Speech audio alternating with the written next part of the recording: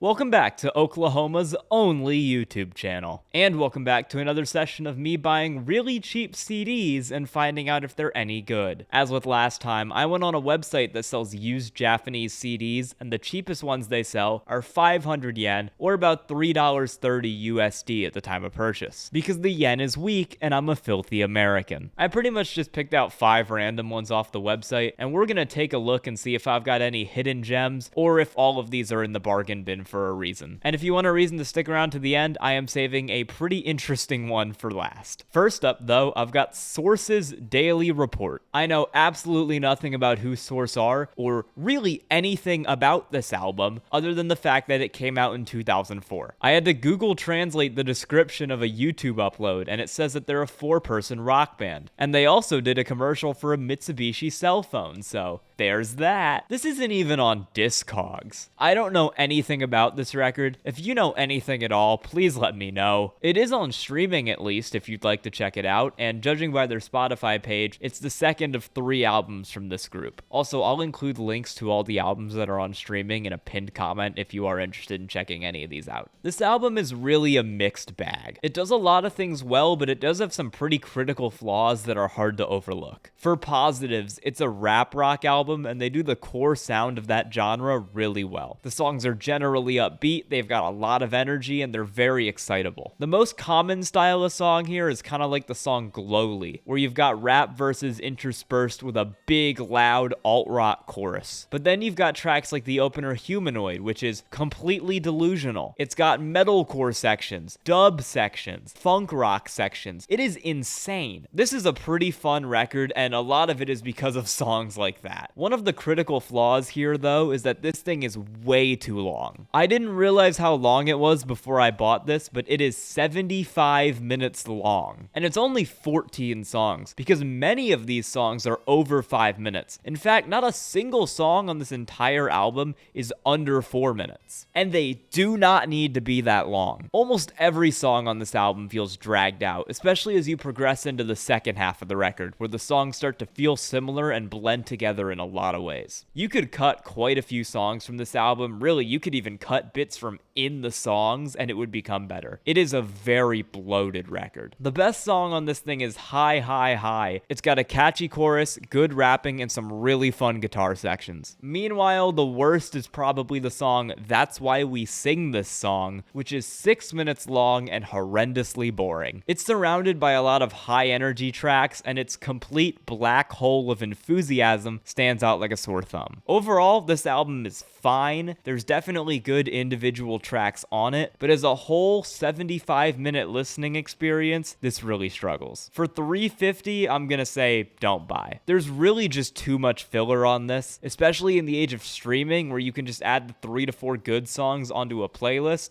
and forget the other ones exist. It has its moments, but there's not enough of them to justify the runtime. For my second CD, we've got an EP by Shizukuda Umi, Oyogenai Machi. This is the kind of thing I'm really looking for in these videos. It's something that's kind of hard to find, and I guarantee you I am the only person to ever review this on YouTube. The artist is actually on streaming, but it seems to be some of her newer material from the last couple years, whereas this EP is from back in 2014. So how is it? Not great. There's 5 tracks on this thing, and the first 2 are very lethargic singer-songwriter folksy stuff, which I will fully admit is not my cup of tea. These tracks are low on energy, and while there are some beautiful bits, they're mostly just not interesting. The next 3, though, are more pop-focused, and track 3 is the best one, as it's a pretty serviceable, if a bit uninspired pop song. Track 4 misses the mark, though. It's really bland J-pop that doesn't do a whole lot other than get on my nerves. And the last one isn't much better either, as it's back to the stylings of the first 2. It's just bland, folksy pop music. There are some positives to this thing. I do like the 3rd track. I mean, that's pretty clearly the best song here. It's not great by any means, but I'd listen to it again, and it's pleasant enough. It's just that the rest of this doesn't really do anything for me. I'm never really the biggest fan of this kind of stuff, but even still, I've heard quite a bit of music that does the intimate singer sound much better than this EP. For $3.50, it's not worth it, especially since the packaging is really bad on this one too. Next up, we have Ima Kokoni Arumono by Sound Schedule. This is a 3-man J-rock band formed sometime around the year 2000, and who, at least somewhat recently, were still going, as they have a live album that was put on Spotify in 2020. This is their first album, and I really only bought it because of how goofy the manga-inspired cover looks. Like, I'll put up a photo here so you can see it better. The top left image looks like someone just went into Microsoft Paint and dragged it until it fit, because it is stretched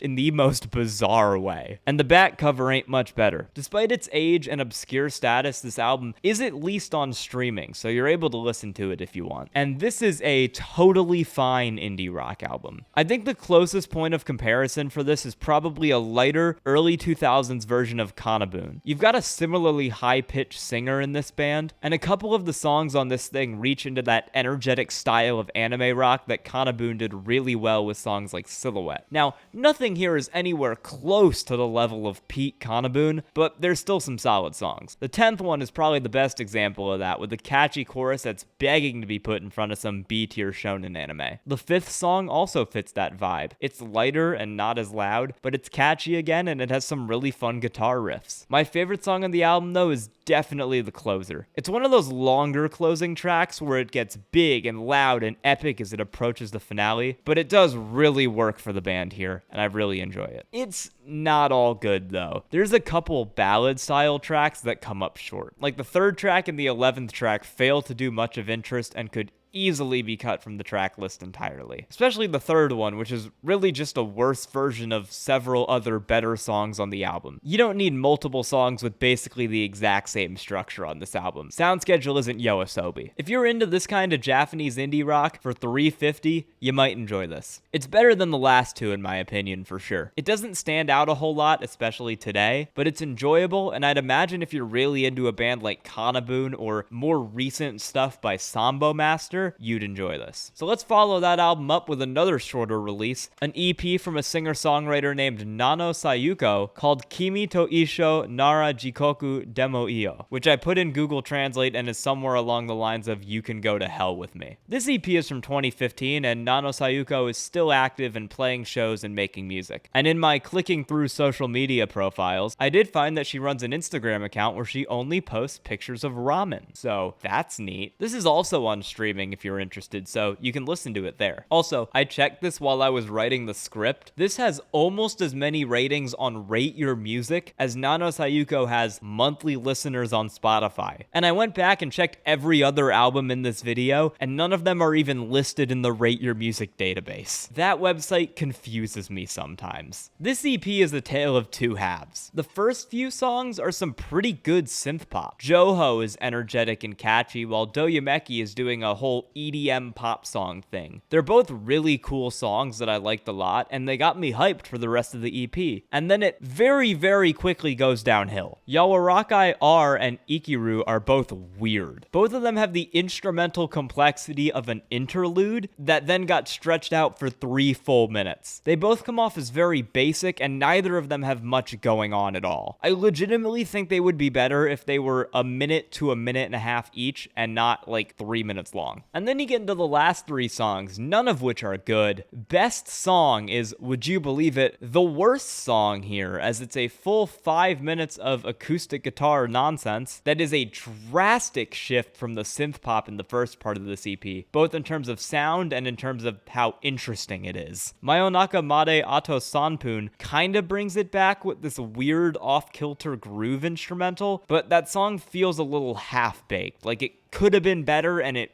isn't. And Fantasy wo Hajimeru Niwa is basically the guitar rambling of Best Song, but on an electric guitar this time. They're both similar, and neither of them do anything for me at all. This had potential. Like, the synth pop songs are pretty good, actually. The first 2 songs are stuff that I really liked, and stuff I'll probably come back to. It's a shame that I just do not like anything else here really at all. For $3.50, nope. Again, especially not in the age of streaming, where I can throw the first 2 songs on a playlist and forget that the rest of this ever existed, which is what I am going to do. For our last album of the video, our final chance at getting something actually pretty good like we did last time, I have Tabinotsukiyo by the band Magro. I bought this for an admittedly very silly reason. I do a little bit of Googling to see what I can find out about these bands before I buy the CDs, and with this one I found out that there's actually a lot of live clips from these guys on YouTube. They are all uploaded by one guy, they all have almost no views, the camera quality is terrible on absolutely all of them, but they are very fun to click through. Here's a video with 200 views of them playing in a cave. Here's one with 50 views of them reading poetry, and here's another one with 50 views that was apparently shot in 2014 and that you can literally count the pixels on. There's a bunch of others where the camera is like so far away from the band performing, but there's like no one in front of them, so it looks like they're being filmed through a fence. It is really fun to look through. I'll leave a link to the playlist with all of these in a pinned comment so you can check them out yourself. Anyways, this came out in 2010, and from what I can find, it isn't on streaming at all. But judging by their Facebook, the band is still active. So forget the funny YouTube videos. Is the album actually any good? Well, it gets off to a hot start as it opens on a 3-minute long harmonica solo with no other instrumentation, which I kinda love.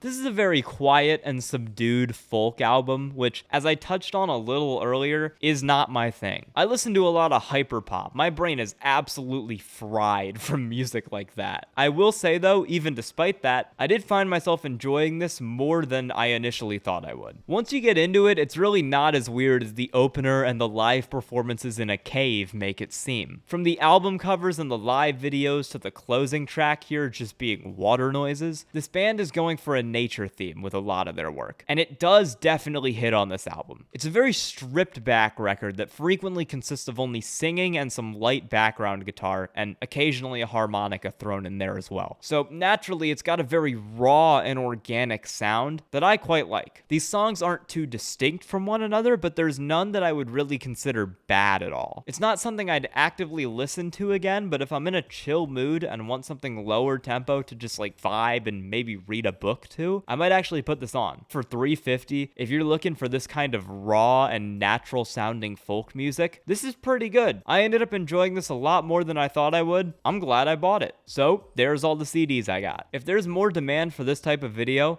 I'll definitely buy some more and see what I can get. Thank you so much for watching. I really do appreciate it. Love you so much. Bye.